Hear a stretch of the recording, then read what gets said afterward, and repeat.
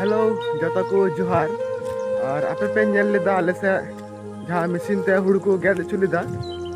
तो इना पर चिले का मेना आले से माठ को ना कटी उदु पे आपे नेल पे को गेद चबा के दाले से ना माठ रना हुड़ू ओय ने को दो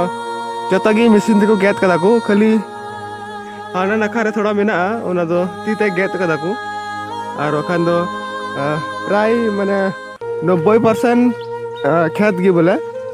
मशीन ते हुड़ू को गेद चू कदा को दा कारण खातिर ते और onka रिमिल कदाई तिहिन दो और तिया डेट दो 21 तारीख कना 21/5/2026 ओय पे नेल दाड़ी कना नोआ सा माठ हो को गेद चबाव कदा को इनहा नियसा मेनेजे ओना को चबाव कना और जाना को ना और हुड़ू दो पूरा चबाव कना तीन दिन बिच दो रकाब थोड़ा मान चबाव कना जाय ती को गेद कदा को को चबाय को दिन बाद दिन रही कमी लेखा को और अडी जोरस तुंगा माने 30 डिग्री ना 40 डिग्री उनका वाला मेना सितुंग रना आये तो ओना खातिर ते थोड़ा कमी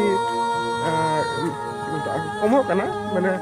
नलस तुंग रे हर कमी को बतर कना माने उनस तुंग दो कमी बाहर ठीक है जैसे कि 36 डिग्री से 38 डिग्री का सेल्सियस में तो उन्हें गरम रे कभी तो अड़ी अड़ी कष्ट गया